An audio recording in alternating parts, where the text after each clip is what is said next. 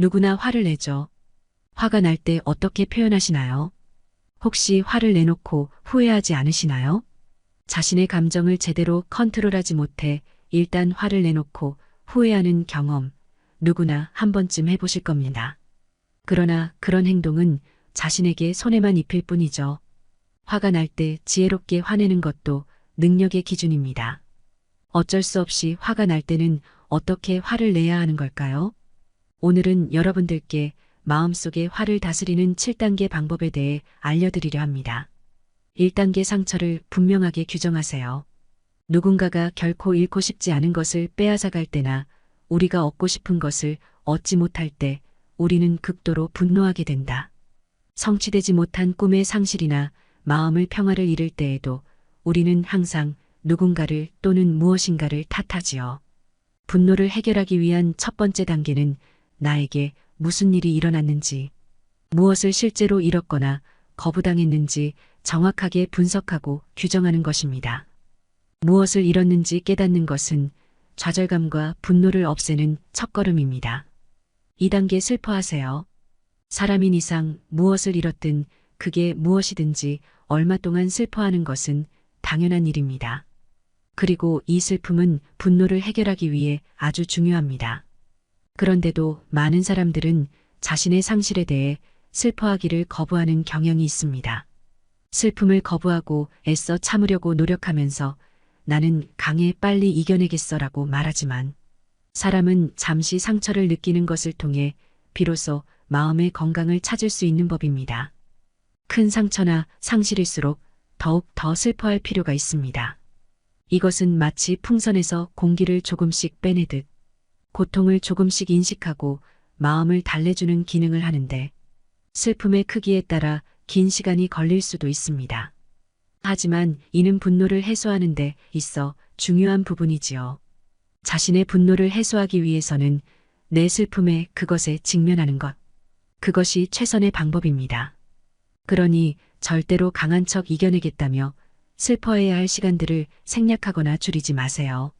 3단계 나에게 상처 준 사람을 이해해 보세요. 나에게 상처를 준 사람을 이해하는 것은 언뜻 보면 불가능해 보일 수도 있고 그것이 주는 장점을 이해하기 어려울 수도 있습니다. 그러나 시간이 걸리더라도 그렇게 할 수만 있다면 내 안의 분노는 빠른 속도로 풀릴 것이며 무엇보다도 그런 행동을 한 사람이 마음속에 품고 있던 상처를 보게 될 것입니다. 그리고 그들의 내면에 숨겨진 분노도 알아차리게 될 것이지요. 아마 당신이 상대하는 사람은 자기도 모르게 다른 사람 혹은 자기 자신으로부터 거리를 두는 성숙하지 못한 사람일 것입니다. 그런 사람이 당신의 삶을 좌지우지하지 못하도록 하는 것은 오로지 당신의 선택입니다. 그러니 먼저 상대방의 배경과 동기를 이해하려고 노력하고 나아가 상대방이 가진 고통과 고난에 대한 새로운 이해로 당신의 분노가 해소되도록 해보세요. 4단계 나에게 상처 준 사람을 놓아주세요. 이것은 상처를 준 사람에게 똑같이 해주려는 마음을 풀고 복수에 대한 욕구를 포기하는 것입니다. 이것은 당신에게 상처를 주는 행동들의 원인을 이해하게 되면 때때로 자연스럽게 찾아오기도 합니다. 나에게 상처를 준 사람을 놓아주게 되면 어느 정도 분노가 한 번에 풀리기도 하고 이를 통해 어떻게 용서하는지도 배우게 되지요. 용서는 실제로 어떤 사람을 풀어주거나 놓아준다는 의미를 가지고 있습니다. 당신이 다른 사람에게 원한을 품고 용서하지 않는다면 상대방과 감정적인 끈으로 묶여 있는 것입니다. 그러므로 그 끈을 풀려면 용서를 통해 상처를 준 사람을 의식적이고 의도적으로 놓아주어야 합니다. 소리내어 용서의 말을 해보는 것도 좋습니다. 특히 다른 사람들이 있는 곳에서 하면 그 효과가 훨씬 더 크지요. 반대로 복수를 원하거나 상대방에게 나쁜 일이 생기길 원하면 자신에게 더 많은 분노가 쌓이게 될 것이고 다른 사람이 보복으로 분노를 다시 뿌리내리게 할 가능성도 많아집니다. 누군가를 놓아주는 데 있어서 가장 중요한 것은 상대방이 스스로의 잘못을 깨닫고 관계를 바로잡기 위해 먼저 노력할 것이라는 마음속에 기대를 포기하는 것입니다. 우리에게 상처를 준 사람은 대부분 한 곳에 붙박혀 있는 등대와도 같지요. 그들은 대부분 그 방향을 바꿔서 남들에게 사랑받는 사람이 되려고 하지 않습니다. 그들은 굳건한 바위처럼 옴싹달싹하지 않지요. 우리는 그들을 우리의 분노로부터 풀어줌으로써 그들로부터 돌아설 수도 있고 반대로 엄청난 재난으로 향해 나아갈 수도 있습니다. 5단계 상처 속에 숨어있는 진주를 찾아보세요. 분노를 해소하는 다음 방법은 지금 나에게 가해진 상처에서 숨겨진 진주를 찾는 것입니다. 숨겨진 진주란 최악의 상황에서도 당신이 찾으려고만 한다면 좋은 것을 얻을 수 있다는 것을 의미합니다.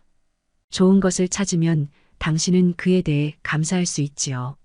이것은 분노를 한 번에 풀어낼 수 있는 단계이며 상처와 두려움 좌절에 대해 반응하는 방법 중 당신이 할 수 있는 가장 적절한 선택입니다. 누구를 만나도 배울 점이 있다고 하지 않았는가요? 나를 분노하게 만든 사람에게도 배울 점은 있습니다.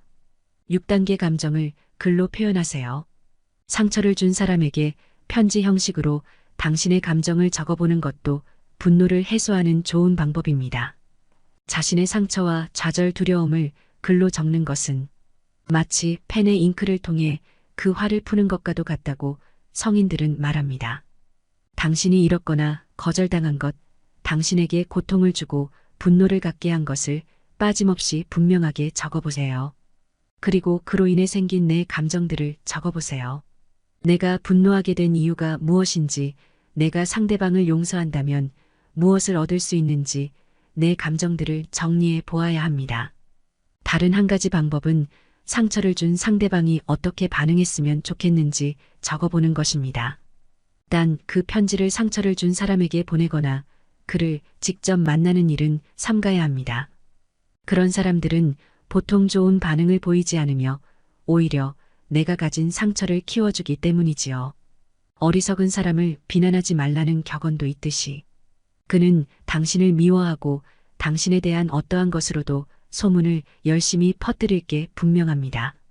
어리석은 사람들 종종 분노하며 감정적으로 맹목적인 사람들은 결코 자신의 허물을 보지 못합니다. 7단계 상처 준 사람에게 먼저 다가가 보세요.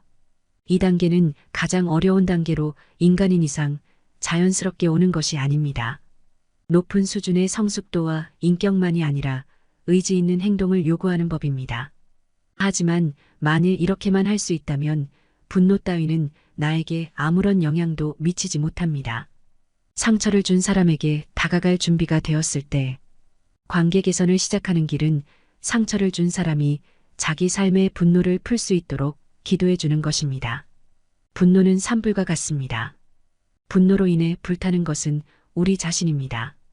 우리는 그 불길을 키우지 말고 조용히 마음을 가라앉히며 현재의 순간을 인정하고 받아들이는 것이 중요합니다. 우리는 나무의 유연함과 같아야 합니다. 뭐가 없고 역경이 닥치더라도 우리의 내면은 굳어지지 않고 적응하고 흔들리지 않으면서도 우리의 원칙과 가치를 지킬 수 있어야 합니다. 파도는 우리의 감정과 같습니다. 우리는 파도에 휩쓸리는 대신 파도와 함께 울며 그 안에서 안정과 균형을 찾아야 합니다. 우리는 분노를 파도로 비유할 수 있으며 그 파도 속에서도 안정된 마음을 유지해야 합니다. 분노는 당신의 선택입니다. 누구든지 당신에게 화를 내게 할 수 있지만 어떻게 대응하는지는 당신의 자유입니다. 유쾌한 사랑과 대화하며 당신의 마음을 경쾌하게 의지하고 상황을 긍정적으로 대처하는 법을 배워야 합니다. 분노는 우리의 목표와 이상을 향한 여정에서 떠나지 않을 수 없는 감정입니다. 우리는 분노를 부정하지 않고 그것을 자아내지 않고도 우리 이상을 추구할 수 있어야 합니다. 꽃 봉오리는 마음을 가둔 감정입니다. 마치 꽃을 위해서 피어나지 못하는 것과 같이 분노는 우리의 내면, 아름다움을 억압합니다. 우리는 마음속에 분노를 풀어내고 아름다움과 평화를 표현하게 해야 합니다. 분노는 어두운 구름과 같습니다. 하지만 우리가 눈의 기적을 보는 순간처럼 마음속에 분노 역시 변화할 수 있습니다. 분노를 얼음처럼 녹여 사랑과 이해로 가득 채우는 것은 우리의 힘입니다. 분노는 마음을 갇히게 합니다. 우리는 사슬처럼 자유로워져야 합니다. 마음속에 분노의 사슬을 채우지 말고 오히려 그 사슬을 풀어서 우리의 마음을 높은 하늘로 날려야 합니다. 분노는 우리의 내면 별들을 가려버립니다. 우리는 분노를 내려놓고 하늘의 별들과 만나야 합니다. 마음속에 분노를 가려서는 안 되며 대신 그 아름다움과 빛을 자아내야 합니다. 분노는 우리 마음을 휩쓸고 덤빌 수 있지만 우리는 강의 흐름처럼 대처해야 합니다. 마음속에 분노에 맞서 싸우는 대신 그 흐름에 맞게 우리를 평온하고 화목한 곳으로 안내하기 두어야 합니다. 분노는 다른 것 같습니다. 우리는 낙엽처럼 분들을 자유롭게 떨어뜨려야 합니다. 마음속에 분노가 쌓이지 않도록 허물어내고 자유롭게 흩날리게 하여 우리 자신과 주변을 평화롭게 해야 합니다. 분노는 파도와 같습니다. 우리는 조개처럼 분노에 휩쓸리지 않아야 합니다. 우리는 마음속에 분노를 받아들이고 이해하며 그 안에서 안정과 평화를 유지해야 합니다. 분노는 우리의 마음을 같이 합니다. 물고기처럼 마음속에 분노를 헤엄치며 자유롭게 놀아날 수 있어야 합니다. 우리는 분노를 받아들이고 그 안에서 자유로워지는 것이 중요합니다. 분노는 우리 마음을 흔들리게 합니다. 하지만 나무처럼 뿌리 깊게 박고 있으면 바람이 어떻게 불어도 흔들리지 않습니다. 우리는 내면의 깊은 평정과 안정을 유지해야 합니다. 우리 마음의 돌을 만나면 흐름을 방해합니다. 하지만 물처럼 유연하게 흐름을 찾고 돌을 빠져나갈 수 있어야 합니다. 우리는 분노를 받아들이고 그 흐름을 조절하여 내면의 평화를 유지해야 합니다. 우리는 분노를 자각하고 성장과 변화를 통해 더 큰 평화와 행복을 얻어야 합니다. 분노는 마음의 노을과 같습니다. 그것은 서서히 사라지고 해가 진다는 것을 알아야 합니다. 우리는 분노를 내려놓고 그 안에서 찾은 깨달음과 인내를 통해 새로운 시작을 할 수 있습니다. 분노는 우리 마음에 어둠을 가져옵니다. 하지만 별들처럼 분노를 통해 내면의 빛을 발견하고 밝혀야 합니다. 우리는 분노를 다스리고 그 안에서 내면의 빛과 평화를 유지해야 합니다. 분노는 비와 같습니다. 비는 꽃들을 성장시키는 자연적인 현상입니다. 마찬가지로 분노는 우리를 변화와 성장으로 이끌어주는 기회입니다. 우리 내면의 자유를 제한합니다. 우리는 마음속에 분노를 풀어주고 마치 새처럼 자유롭게 날아다니며 평화와 해방을 찾아야 합니다.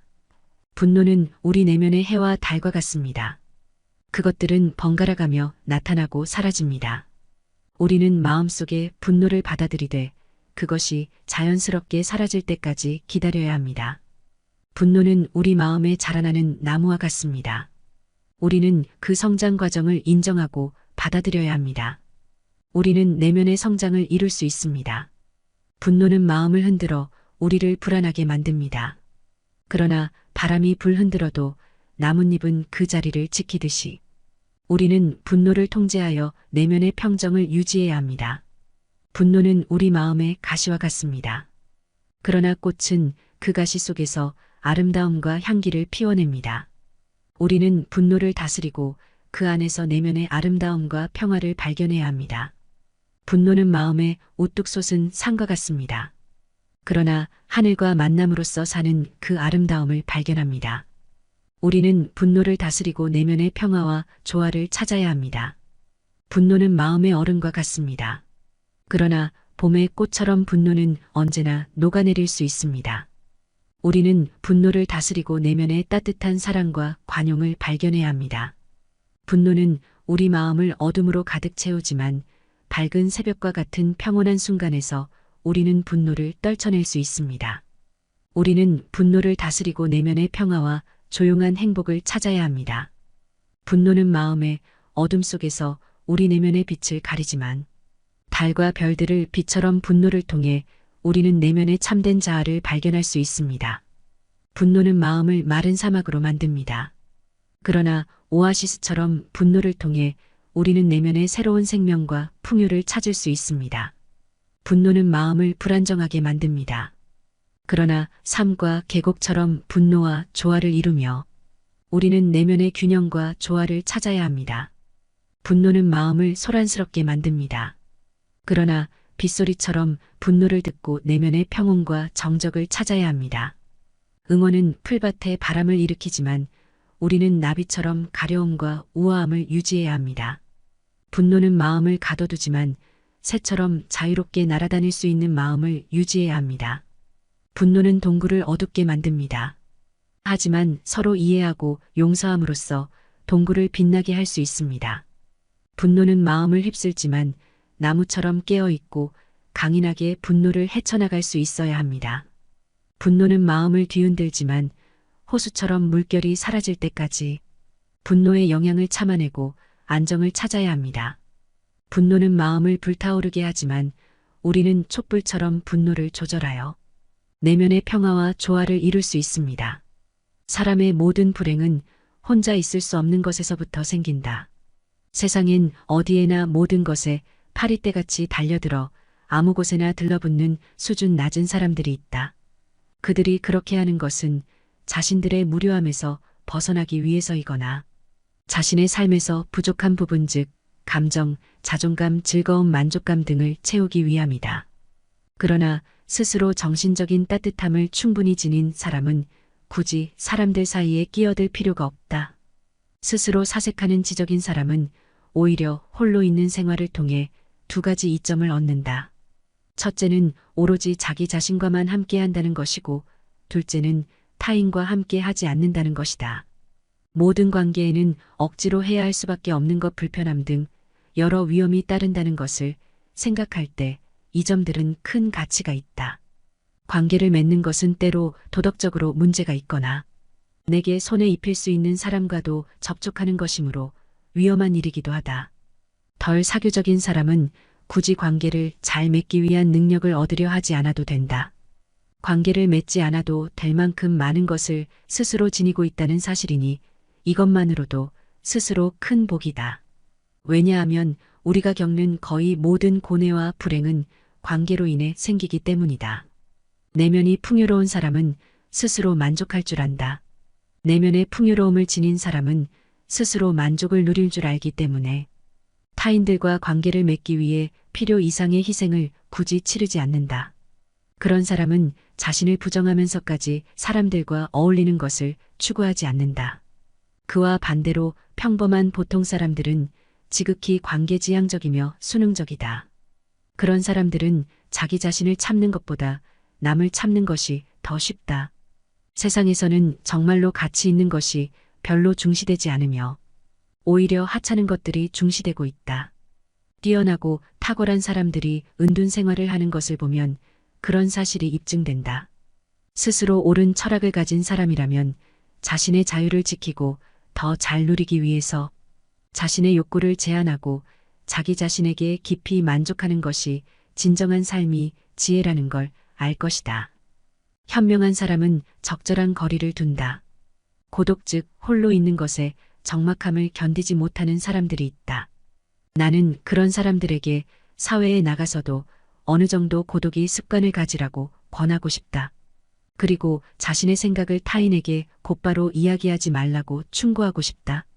타인에게 너그럽게 대하고 용납하는 습관을 익히기 위해서는 무심한 태도를 갖는 것이 가장 확실한 방법이다. 그렇게 하면 그들과 함께 있으면서도 한편으론 완전히 그들과 함께 있지 않을 수 있어서 세상에 대해 완전히 객관적인 태도를 취할 수 있다.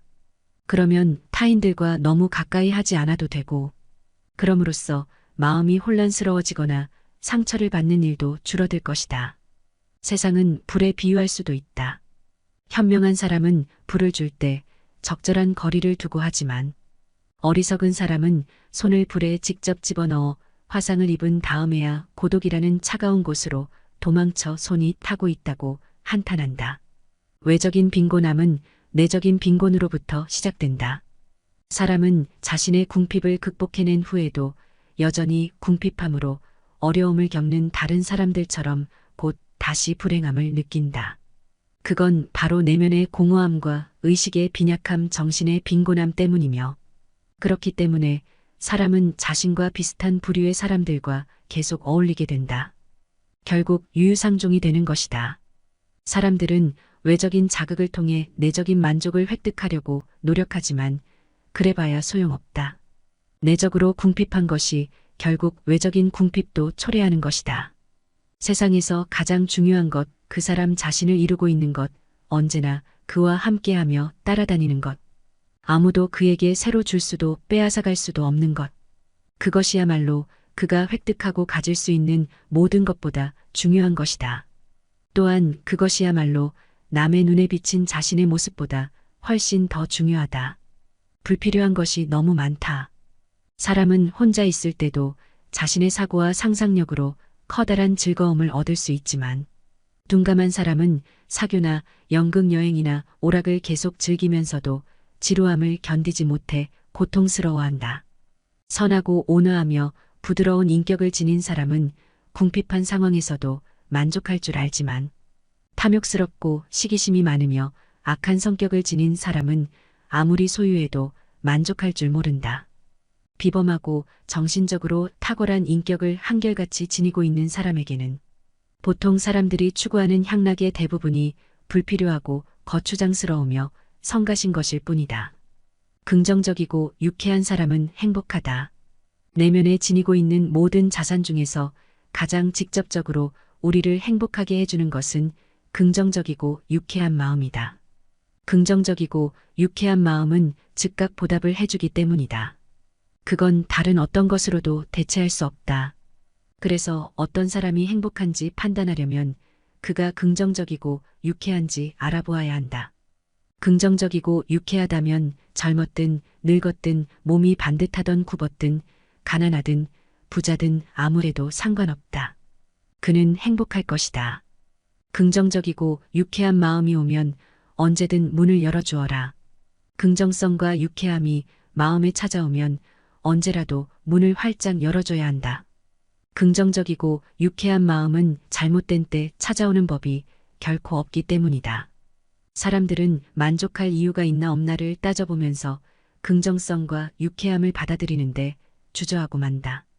또 진지한 숙고와 중대한 걱정이 유쾌함으로 인해 방해받을까봐 우려하고 만다. 그러나 진지한 숙고와 중대한 걱정으로 무엇을 개선할 수 있을지는 매우 불확실한 반면 긍정성과 유쾌함은 확실하며 직접적인 이득이 된다. 직접적으로 현재를 행복하게 해주는 것은 긍정적이고 유쾌한 마음밖에 없다. 분노는 복수의 가장 큰 장애물이다. 분노보다 복수를 더 간절하게 바라는 감정은 없다. 그렇기에 분노만큼 복수에 적합하지 않은 것도 없다. 분노는 모든 탐욕과 마찬가지로 성급하고 무모해서 목표를 향해 돌진하다가 자기 스스로에게 장애물이 되고 만다. 분노의 감정으로 복수하려 해서는 안 된다. 벌을 내리는 사람에게 분노만큼 부적절한 것은 없다. 벌을 정하는 판단이 객관적이고 타당할수록 징벌은 표정에 더 효과적이다. 소크라테스는 자기 노예에게 이렇게 말했다. 내가 화가 나지만 않았어도 너를 때릴 텐데. 소크라테스는 화가 가라앉을 때까지 처벌을 미루었다. 화가 난 바로 그 순간 자기 자신을 질책했다. 자신의 분노에 자신을 맡길 엄두를 내지 못했다. 이렇듯 분노를 다스려야 복수할 수 있다. 보복의 화살을 혀 끝에 두고 기다려라. 우리가 고대하던 순간은 잠시 숨을 죽이고 기다리면 우리 손에 들어오게 된다. 마찬가지로 우리를 괴롭히던 사람에 대한 복수의 시간도 때가 되면 저절로 오기 마련이다. 마음이 가라앉고 목표에 확신이 생기면 화살이 당신을 괴롭히는 사람의 양심에 가서 꽂히도록 하라. 다른 사람 때문에 생긴 고통을 완화시키는 가장 좋은 방법은 적절한 시간에 자기 방식대로 복수하는 것이다. 당신의 상처를 묻기 위해서 그가 준비되지 않았을 때를 잡아야 한다. 때를 기다려라. 당신이 원하는 그 순간은 당신이 원하는 순간에 오지 않는다. 가장 좋은 타이밍을 항상 기다릴 줄 알아야 한다. 그리고 그때가 올 때를 위해 항상 준비하고 대비해야 한다. 두 개의 화살을 갖지 마라. 두 번째 화살이 있기 때문에 첫 번째 화살에 집중하지 않게 된다. 작은 불도 큰 것을 태울 수 있다. 아무리 상대가 크고 힘이 강하더라도 반드시 무서운 존재라고는 할 수 없다. 매우 힘이 약하더라도 어떤 조건만 갖추어져 있다면 강한 자를 이길 수가 있는 것이다. 아무 방법도 떠오르지 않을 때 단 한 가지 방법은 용기를 갖는 것이다. 돈이 없는 것은 인생의 절반을 잃은 것이고 용기가 없는 것은 인생의 전부를 잃은 것이다. 너무 지나치게 후회하지 마라. 그것이 옳은 일에 나설 용기를 해치고 만다.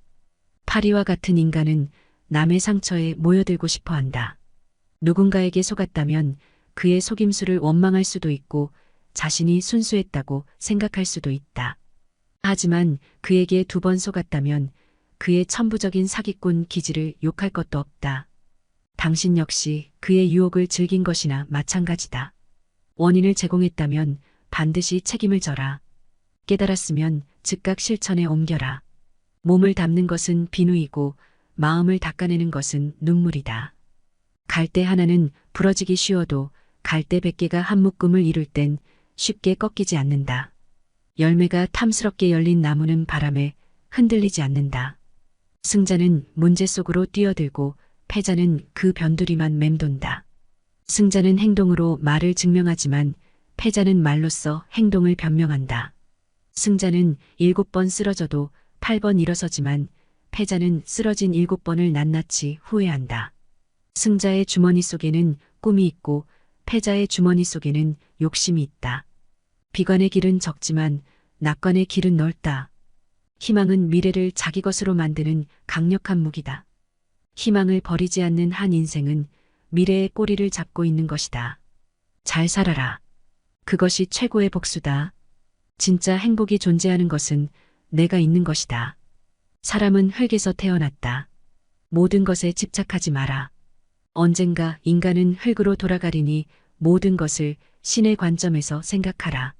나 자신과 한번 떨어져서 인간 세계를 초월한 제3자의 눈으로 생각하면 그 어떤 것이든 긍정적인 눈으로 바라볼 수 있게 된다. 강한 사람이란 자기를 억누를 수 있는 사람과 적을 친구로 바꿀 수 있는 사람이다. 말이 당신의 입안에서 돌고 있을 때 그 말은 당신의 노예이지만 일단 밖으로 튀어나왔을 때는 그 말이 당신의 주인이 된다.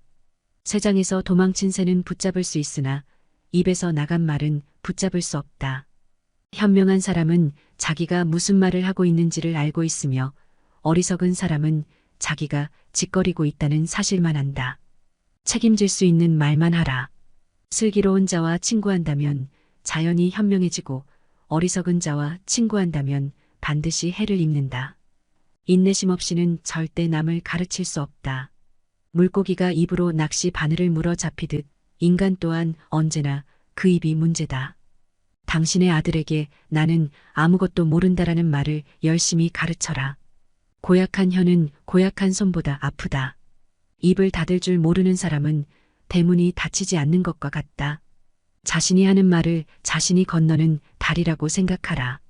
튼튼한 다리가 아니면 당신은 건너지 않을 것이다.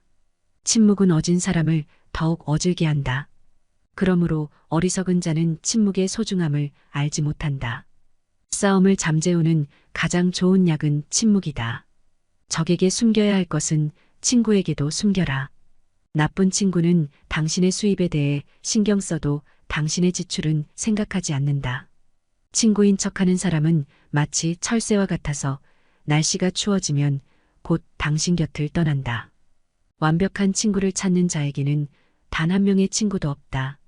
아내를 고를 때는 한 단계 수준을 낮추고 친구를 고를 때는 한 단계 수준을 높여라.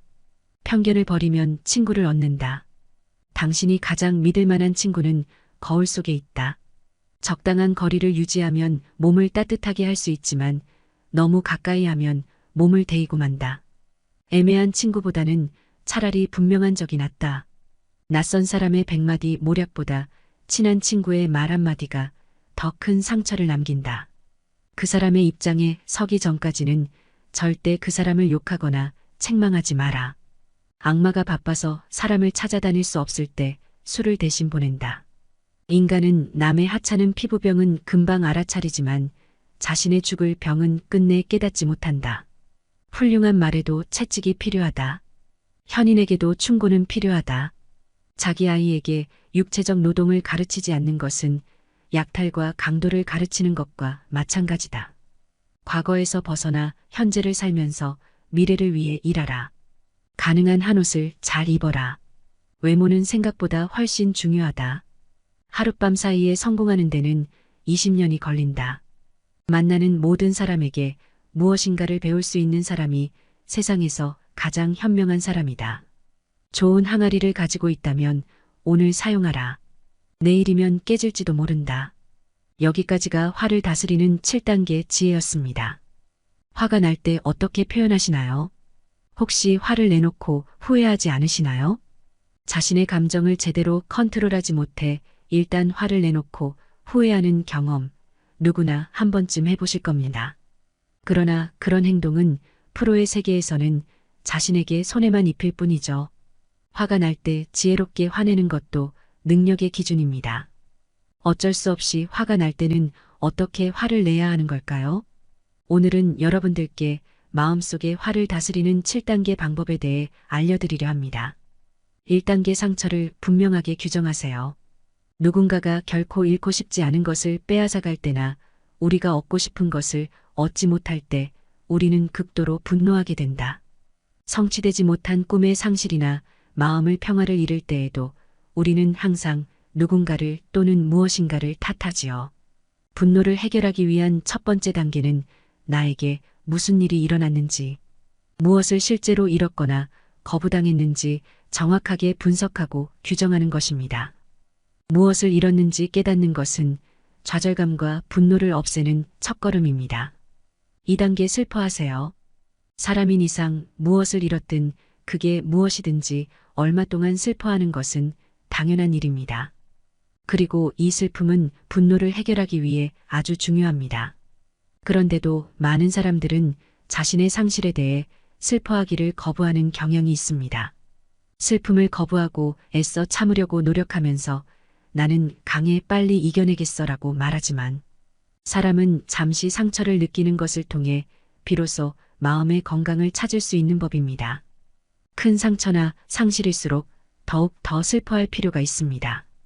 이것은 마치 풍선에서 공기를 조금씩 빼내듯 고통을 조금씩 인식하고 마음을 달래주는 기능을 하는데 슬픔의 크기에 따라 긴 시간이 걸릴 수도 있습니다. 하지만 이는 분노를 해소하는 데 있어 중요한 부분이지요. 자신의 분노를 해소하기 위해서는 내 슬픔에 그것에 직면하는 것. 그것이 최선의 방법입니다. 그러니 절대로 강한 척 이겨내겠다며 슬퍼해야 할 시간들을 생략하거나 줄이지 마세요. 3단계 나에게 상처 준 사람을 이해해 보세요. 나에게 상처를 준 사람을 이해하는 것은 언뜻 보면 불가능해 보일 수도 있고 그것이 주는 장점을 이해하기 어려울 수도 있습니다. 그러나 시간이 걸리더라도 그렇게 할 수만 있다면 내 안의 분노는 빠른 속도로 풀릴 것이며 무엇보다도 그런 행동을 한 사람이 마음속에 품고 있던 상처를 보게 될 것입니다. 그리고 그들의 내면에 숨겨진 분노도 알아차리게 될 것이지요. 아마 당신이 상대하는 사람은 자기도 모르게 다른 사람 혹은 자기 자신으로부터 거리를 두는 성숙하지 못한 사람일 것입니다. 그런 사람이 당신의 삶을 좌지우지하지 못하도록 하는 것은 오로지 당신의 선택입니다. 그러니 먼저 상대방의 배경과 동기를 이해하려고 노력하고 나아가 상대방이 가진 고통과 고난에 대한 새로운 이해로 당신의 분노가 해소되도록 해보세요. 4단계 나에게 상처 준 사람을 놓아주세요. 이것은 상처를 준 사람에게 똑같이 해주려는 마음을 풀고 복수에 대한 욕구를 포기하는 것입니다. 이것은 당신에게 상처를 주는 행동들의 원인을 이해하게 되면 때때로 자연스럽게 찾아오기도 합니다. 나에게 상처를 준 사람을 놓아주게 되면 어느 정도 분노가 한 번에 풀리기도 하고 이를 통해 어떻게 용서하는지도 배우게 되지요. 용서는 실제로 어떤 사람을 풀어주거나 놓아준다는 의미를 가지고 있습니다. 당신이 다른 사람에게 원한을 품고 용서하지 않는다면 상대방과 감정적인 끈으로 묶여 있는 것입니다. 그러므로 그 끈을 풀려면 용서를 통해 상처를 준 사람을 의식적이고 의도적으로 놓아주어야 합니다. 소리내어 용서의 말을 해보는 것도 좋습니다. 특히 다른 사람들이 있는 곳에서 하면 그 효과가 훨씬 더 크지요. 반대로 복수를 원하거나 상대방에게 나쁜 일이 생기길 원하면 자신에게 더 많은 분노가 쌓이게 될 것이고 다른 사람이 보복으로 분노를 다시 뿌리내리게 할 가능성도 많아집니다. 누군가를 놓아주는 데 있어서 가장 중요한 것은 상대방이 스스로의 잘못을 깨닫고 관계를 바로잡기 위해 먼저 노력할 것이라는 마음속에 기대를 포기하는 것입니다. 우리에게 상처를 준 사람은 대부분 한 곳에 붙박혀 있는 등대와도 같지요. 그들은 대부분 그 방향을 바꿔서 남들에게 사랑받는 사람이 되려고 하지 않습니다. 그들은 굳건한 바위처럼 옴싹달싹하지 않지요. 우리는 그들을 우리의 분노로부터 풀어줌으로써 그들로부터 돌아설 수도 있고 반대로 엄청난 재난으로 향해 나아갈 수도 있습니다. 5단계 상처 속에 숨어있는 진주를 찾아보세요. 분노를 해소하는 다음 방법은 지금 나에게 가해진 상처에서 숨겨진 진주를 찾는 것입니다. 숨겨진 진주란 최악의 상황에서도 당신이 찾으려고만 한다면 좋은 것을 얻을 수 있다는 것을 의미합니다. 좋은 것을 찾으면 당신은 그에 대해 감사할 수 있지요.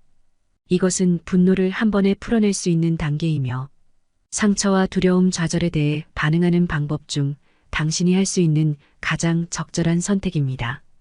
누구를 만나도 배울 점이 있다고 하지 않았는가요?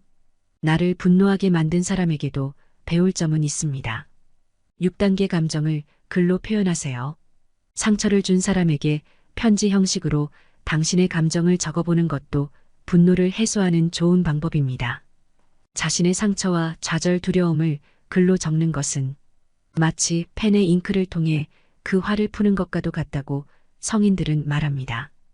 당신이 잃었거나 거절당한 것, 당신에게 고통을 주고 분노를 갖게 한 것을 빠짐없이 분명하게 적어보세요. 그리고 그로 인해 생긴 내 감정들을 적어보세요. 내가 분노하게 된 이유가 무엇인지, 내가 상대방을 용서한다면 무엇을 얻을 수 있는지 내 감정들을 정리해 보아야 합니다. 다른 한 가지 방법은 상처를 준 상대방이 어떻게 반응했으면 좋겠는지 적어보는 것입니다. 단 그 편지를 상처를 준 사람에게 보내거나 그를 직접 만나는 일은 삼가야 합니다. 그런 사람들은 보통 좋은 반응을 보이지 않으며 오히려 내가 가진 상처를 키워주기 때문이지요. 어리석은 사람을 비난하지 말라는 격언도 있듯이 그는 당신을 미워하고 당신에 대한 어떠한 것으로도 소문을 열심히 퍼뜨릴 게 분명합니다. 어리석은 사람들, 종종 분노하며 감정적으로 맹목적인 사람들은 결코 자신의 허물을 보지 못합니다. 7단계 상처 준 사람에게 먼저 다가가 보세요. 이 단계는 가장 어려운 단계로 인간인 이상 자연스럽게 오는 것이 아닙니다. 높은 수준의 성숙도와 인격만이 아니라 의지 있는 행동을 요구하는 법입니다. 하지만 만일 이렇게만 할 수 있다면 분노 따위는 나에게 아무런 영향도 미치지 못합니다. 상처를 준 사람에게 다가갈 준비가 되었을 때 관계 개선을 시작하는 길은 상처를 준 사람이 자기 삶의 분노를 풀 수 있도록 기도해 주는 것입니다. 분노는 산불과 같습니다. 분노로 인해 불타는 것은 우리 자신입니다. 우리는 그 불길을 키우지 말고 조용히 마음을 가라앉히며 현재의 순간을 인정하고 받아들이는 것이 중요합니다. 우리는 나무의 유연함과 같아야 합니다. 뭐가 없고 역경이 닥치더라도 우리의 내면은 굳어지지 않고 적응하고 흔들리지 않으면서도 우리의 원칙과 가치를 지킬 수 있어야 합니다. 파도는 우리의 감정과 같습니다. 우리는 파도에 휩쓸리는 대신 파도와 함께 울며 그 안에서 안정과 균형을 찾아야 합니다. 우리는 분노를 파도로 비유할 수 있으며 그 파도 속에서도 안정된 마음을 유지해야 합니다. 분노는 당신의 선택입니다. 누구든지 당신에게 화를 내게 할 수 있지만 어떻게 대응하는지는 당신의 자유입니다. 유쾌한 사랑과 대화하며 당신의 마음을 경쾌하게 의지하고 상황을 긍정적으로 대처하는 법을 배워야 합니다. 분노는 우리의 목표와 이상을 향한 여정에서 떠나지 않을 수 없는 감정입니다. 우리는 분노를 부정하지 않고 그것을 자아내지 않고도 우리 이상을 추구할 수 있어야 합니다. 꽃 봉오리는 마음을 가둔 감정입니다. 마치 꽃을 위해서 피어나지 못하는 것과 같이 분노는 우리의 내면 아름다움을 억압합니다. 우리는 마음속에 분노를 풀어내고 아름다움과 평화를 표현하게 해야 합니다. 분노는 어두운 구름과 같습니다. 하지만 우리가 눈의 기적을 보는 순간처럼 마음속의 분노 역시 변화할 수 있습니다. 분노를 얼음처럼 녹여 사랑과 이해로 가득 채우는 것은 우리의 힘입니다. 분노는 마음을 갇히게 합니다. 우리는 사슬처럼 자유로워져야 합니다. 마음속의 분노에 사슬을 채우지 말고 오히려 그 사슬을 풀어서 우리의 마음을 높은 하늘로 날려야 합니다. 분노는 우리의 내면 별들을 가려버립니다. 우리는 분노를 내려놓고 하늘의 별들과 만나야 합니다. 마음속의 분노를 가려서는 안 되며 대신 그 아름다움과 빛을 자아내야 합니다. 분노는 우리 마음을 휩쓸고 덤빌 수 있지만 우리는 강의 흐름처럼 대처해야 합니다. 마음속의 분노에 맞서 싸우는 대신 그 흐름에 맞게 우리를 평온하고 화목한 곳으로 안내하기 두어야 합니다. 분노는 다른 것 같습니다. 우리는 낙엽처럼 분들을 자유롭게 떨어뜨려야 합니다. 마음속에 분노가 쌓이지 않도록 허물어내고 자유롭게 흩날리게 하여 우리 자신과 주변을 평화롭게 해야 합니다. 분노는 파도와 같습니다. 우리는 조개처럼 분노에 휩쓸리지 않아야 합니다. 우리는 마음속에 분노를 받아들이고 이해하며 그 안에서 안정과 평화를 유지해야 합니다. 분노는 우리의 마음을 같이 합니다. 물고기처럼 마음속에 분노를 헤엄치며 자유롭게 놀아날 수 있어야 합니다. 우리는 분노를 받아들이고 그 안에서 자유로워지는 것이 중요합니다. 분노는 우리 마음을 흔들리게 합니다. 하지만 나무처럼 뿌리 깊게 박고 있으면 바람이 어떻게 불어도 흔들리지 않습니다. 우리는 내면의 깊은 평정과 안정을 유지해야 합니다. 우리 마음의 돌을 만나면 흐름을 방해합니다. 하지만 물처럼 유연하게 흐름을 찾고 돌을 빠져나갈 수 있어야 합니다. 우리는 분노를 받아들이고 그 흐름을 조절하여 내면의 평화를 유지해야 합니다. 우리는 분노를 자각하고 성장과 변화를 통해 더 큰 평화와 행복을 얻어야 합니다. 분노는 마음의 노을과 같습니다. 그것은 서서히 사라지고 해가 진다는 것을 알아야 합니다. 우리는 분노를 내려놓고 그 안에서 찾은 깨달음과 인내를 통해 새로운 시작을 할 수 있습니다. 분노는 우리 마음에 어둠을 가져옵니다.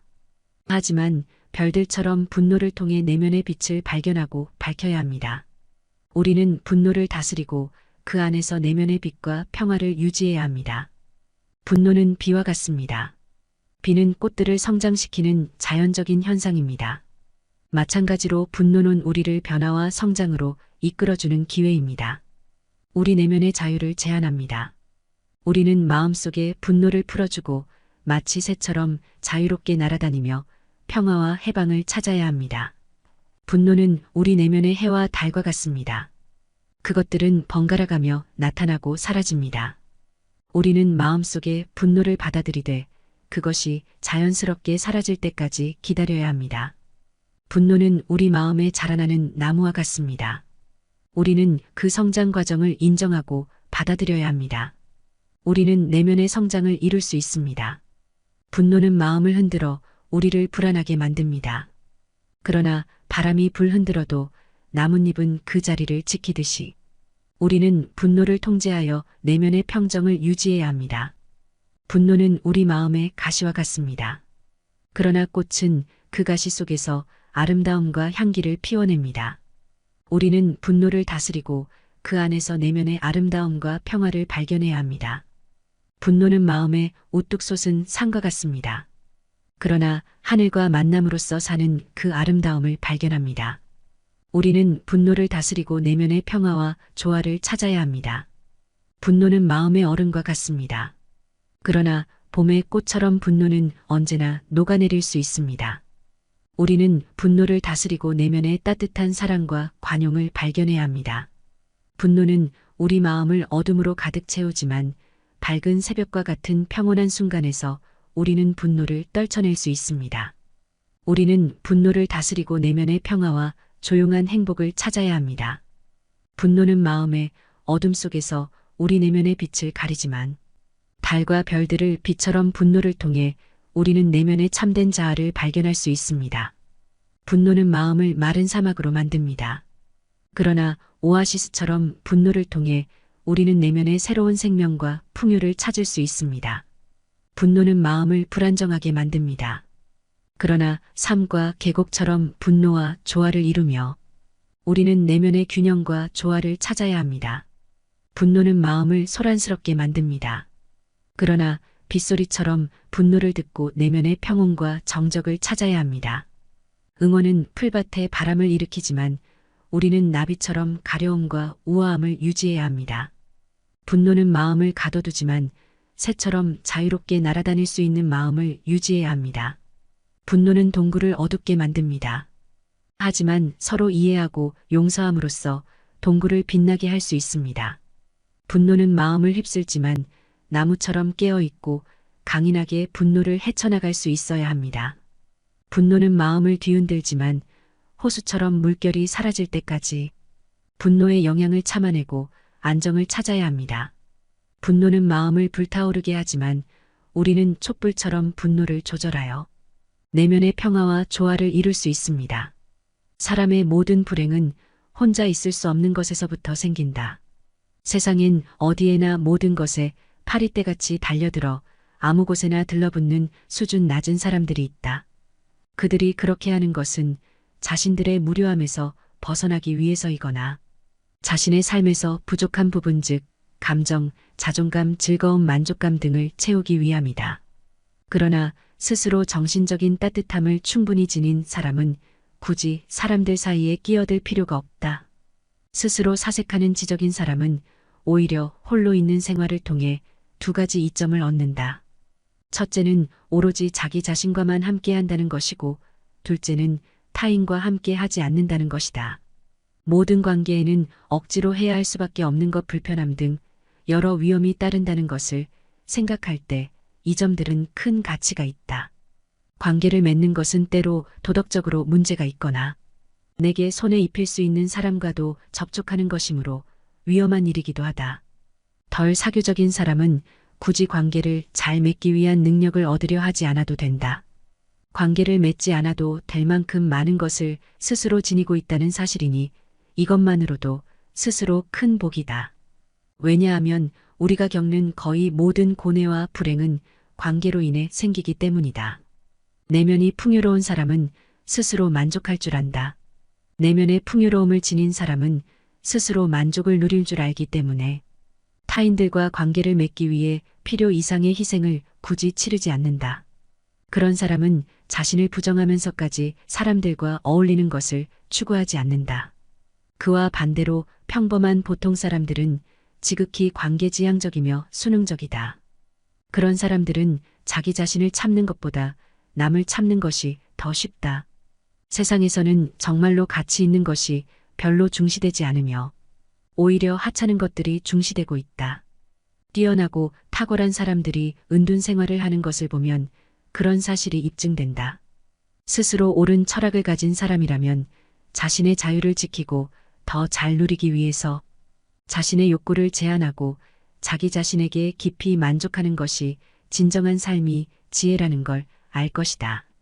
현명한 사람은 적절한 거리를 둔다. 고독 즉 홀로 있는 것에 적막함을 견디지 못하는 사람들이 있다. 나는 그런 사람들에게 사회에 나가서도 어느 정도 고독이 습관을 가지라고 권하고 싶다. 그리고 자신의 생각을 타인에게 곧바로 이야기하지 말라고 충고하고 싶다. 타인에게 너그럽게 대하고 용납하는 습관을 익히기 위해서는 무심한 태도를 갖는 것이 가장 확실한 방법이다. 그렇게 하면 그들과 함께 있으면서도 한편으론 완전히 그들과 함께 있지 않을 수 있어서 세상에 대해 완전히 객관적인 태도를 취할 수 있다.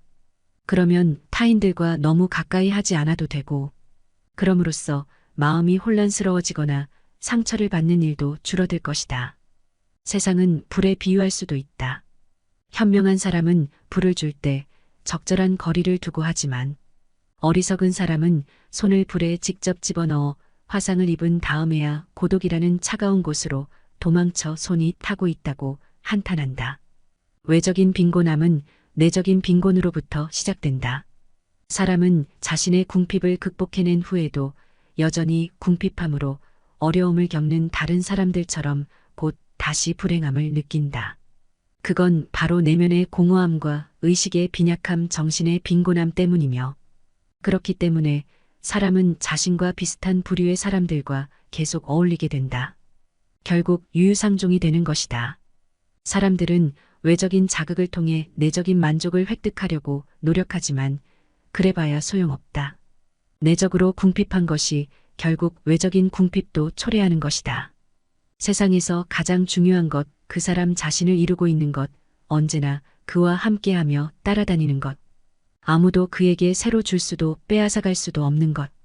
그것이야말로 그가 획득하고 가질 수 있는 모든 것보다 중요한 것이다.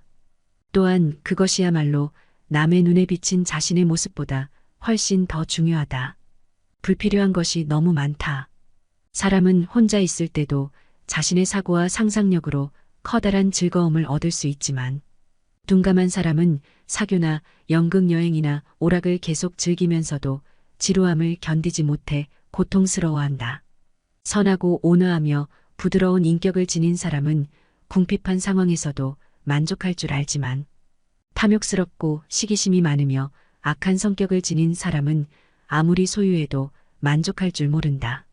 비범하고 정신적으로 탁월한 인격을 한결같이 지니고 있는 사람에게는 보통 사람들이 추구하는 향락의 대부분이 불필요하고 거추장스러우며 성가신 것일 뿐이다. 긍정적이고 유쾌한 사람은 행복하다. 내면에 지니고 있는 모든 자산 중에서 가장 직접적으로 우리를 행복하게 해주는 것은 긍정적이고 유쾌한 마음이다. 긍정적이고 유쾌한 마음은 즉각 보답을 해주기 때문이다. 그건 다른 어떤 것으로도 대체할 수 없다. 그래서 어떤 사람이 행복한지 판단하려면 그가 긍정적이고 유쾌한지 알아보아야 한다. 긍정적이고 유쾌하다면 젊었든 늙었든 몸이 반듯하던 굽었든 가난하든 부자든 아무래도 상관없다. 그는 행복할 것이다. 긍정적이고 유쾌한 마음이 오면 언제든 문을 열어주어라. 긍정성과 유쾌함이 마음에 찾아오면 언제라도 문을 활짝 열어줘야 한다.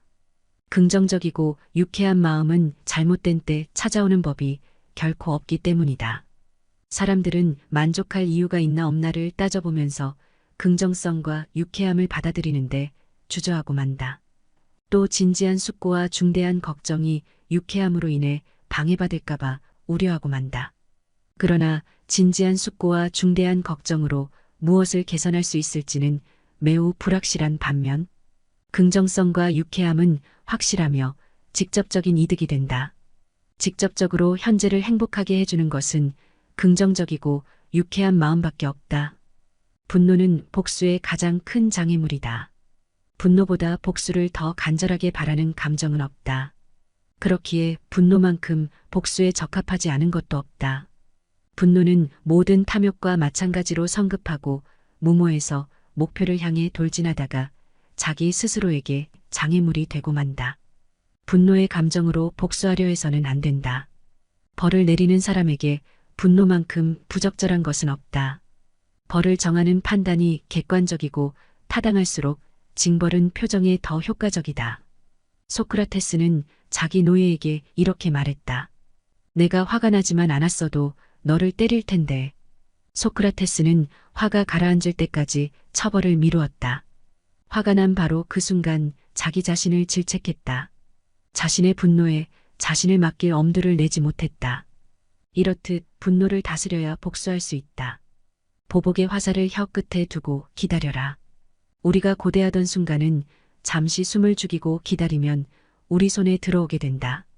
마찬가지로 우리를 괴롭히던 사람에 대한 복수의 시간도 때가 되면 저절로 오기 마련이다. 마음이 가라앉고 목표에 확신이 생기면 화살이 당신을 괴롭히는 사람의 양심에 가서 꽂히도록 하라. 다른 사람 때문에 생긴 고통을 완화시키는 가장 좋은 방법은 적절한 시간에 자기 방식대로 복수하는 것이다. 당신의 상처를 묻기 위해서 그가 준비되지 않았을 때를 잡아야 한다. 때를 기다려라. 당신이 원하는 그 순간은 당신이 원하는 순간에 오지 않는다. 가장 좋은 타이밍을 항상 기다릴 줄 알아야 한다. 그리고 그때가 올 때를 위해 항상 준비하고 대비해야 한다. 두 개의 화살을 갖지 마라. 두 번째 화살이 있기 때문에 첫 번째 화살에 집중하지 않게 된다. 작은 불도 큰 것을 태울 수 있다. 아무리 상대가 크고 힘이 강하더라도 반드시 무서운 존재라고는 할 수 없다. 매우 힘이 약하더라도 어떤 조건만 갖추어져 있다면 강한 자를 이길 수가 있는 것이다. 아무 방법도 떠오르지 않을 때 단 한 가지 방법은 용기를 갖는 것이다. 돈이 없는 것은 인생의 절반을 잃은 것이고 용기가 없는 것은 인생의 전부를 잃은 것이다. 너무 지나치게 후회하지 마라. 그것이 옳은 일에 나설 용기를 해치고 만다. 파리와 같은 인간은 남의 상처에 모여들고 싶어 한다. 누군가에게 속았다면 그의 속임수를 원망할 수도 있고 자신이 순수했다고 생각할 수도 있다. 하지만 그에게 2번 속았다면 그의 천부적인 사기꾼 기질을 욕할 것도 없다. 당신 역시 그의 유혹을 즐긴 것이나 마찬가지다. 원인을 제공했다면 반드시 책임을 져라. 깨달았으면 즉각 실천에 옮겨라. 몸을 담는 것은 비누이고 마음을 닦아내는 것은 눈물이다. 갈대 하나는 부러지기 쉬워도 갈대 100개가 한 묶음을 이룰 땐 쉽게 꺾이지 않는다. 열매가 탐스럽게 열린 나무는 바람에 흔들리지 않는다. 승자는 문제 속으로 뛰어들고 패자는 그 변두리만 맴돈다. 승자는 행동으로 말을 증명하지만 패자는 말로써 행동을 변명한다. 승자는 7번 쓰러져도 8번 일어서지만 패자는 쓰러진 7번을 낱낱이 후회한다. 승자의 주머니 속에는 꿈이 있고 패자의 주머니 속에는 욕심이 있다. 비관의 길은 적지만 낙관의 길은 넓다. 희망은 미래를 자기 것으로 만드는 강력한 무기다. 희망을 버리지 않는 한 인생은 미래의 꼬리를 잡고 있는 것이다. 잘 살아라. 그것이 최고의 복수다. 진짜 행복이 존재하는 것은 내가 있는 것이다. 사람은 흙에서 태어났다. 모든 것에 집착하지 마라. 언젠가 인간은 흙으로 돌아가리니 모든 것을 신의 관점에서 생각하라. 나 자신과 한번 떨어져서 인간 세계를 초월한 제3자의 눈으로 생각하면 그 어떤 것이든 긍정적인 눈으로 바라볼 수 있게 된다. 강한 사람이란 자기를 억누를 수 있는 사람과 적을 친구로 바꿀 수 있는 사람이다. 말이 당신의 입안에서 돌고 있을 때 그 말은 당신의 노예이지만 일단 밖으로 튀어나왔을 때는 그 말이 당신의 주인이 된다. 새장에서 도망친 새는 붙잡을 수 있으나 입에서 나간 말은 붙잡을 수 없다. 현명한 사람은 자기가 무슨 말을 하고 있는지를 알고 있으며 어리석은 사람은 자기가 짓거리고 있다는 사실만 안다. 책임질 수 있는 말만 하라. 슬기로운 자와 친구한다면 자연히 현명해지고 어리석은 자와 친구한다면 반드시 해를 입는다. 인내심 없이는 절대 남을 가르칠 수 없다. 물고기가 입으로 낚시 바늘을 물어 잡히듯 인간 또한 언제나 그 입이 문제다. 당신의 아들에게 나는 아무것도 모른다라는 말을 열심히 가르쳐라. 고약한 혀는 고약한 손보다 아프다. 입을 닫을 줄 모르는 사람은 대문이 닫히지 않는 것과 같다. 자신이 하는 말을 자신이 건너는 다리라고 생각하라. 튼튼한 다리가 아니면 당신은 건너지 않을 것이다. 침묵은 어진 사람을 더욱 어질게 한다. 그러므로 어리석은 자는 침묵의 소중함을 알지 못한다. 싸움을 잠재우는 가장 좋은 약은 침묵이다. 적에게 숨겨야 할 것은 친구에게도 숨겨라. 나쁜 친구는 당신의 수입에 대해 신경 써도 당신의 지출은 생각하지 않는다. 친구인 척하는 사람은 마치 철새와 같아서 날씨가 추워지면 곧 당신 곁을 떠난다. 완벽한 친구를 찾는 자에게는 단 한 명의 친구도 없다. 아내를 고를 때는 한 단계 수준을 낮추고 친구를 고를 때는 한 단계 수준을 높여라. 편견을 버리면 친구를 얻는다. 당신이 가장 믿을 만한 친구는 거울 속에 있다. 적당한 거리를 유지하면 몸을 따뜻하게 할 수 있지만 너무 가까이 하면 몸을 데이고 만다. 애매한 친구보다는 차라리 분명한 적이 낫다. 낯선 사람의 100마디 모략보다 친한 친구의 말 한마디가 더 큰 상처를 남긴다. 그 사람의 입장에 서기 전까지는 절대 그 사람을 욕하거나 책망하지 마라. 악마가 바빠서 사람을 찾아다닐 수 없을 때 술을 대신 보낸다. 인간은 남의 하찮은 피부병은 금방 알아차리지만 자신의 죽을 병은 끝내 깨닫지 못한다. 훌륭한 말에도 채찍이 필요하다. 현인에게도 충고는 필요하다. 자기 아이에게 육체적 노동을 가르치지 않는 것은 약탈과 강도를 가르치는 것과 마찬가지다. 과거에서 벗어나 현재를 살면서 미래를 위해 일하라. 가능한 한 옷을 잘 입어라. 외모는 생각보다 훨씬 중요하다. 하룻밤 사이에 성공하는 데는 20년이 걸린다. 만나는 모든 사람에게 무엇인가를 배울 수 있는 사람이 세상에서 가장 현명한 사람이다. 좋은 항아리를 가지고 있다면 오늘 사용하라. 내일이면 깨질지도 모른다. 여기까지가 화를 다스리는 7단계 지혜였습니다. 화를 다스리는 지혜가 여러분께 도움이 되기를 소망합니다.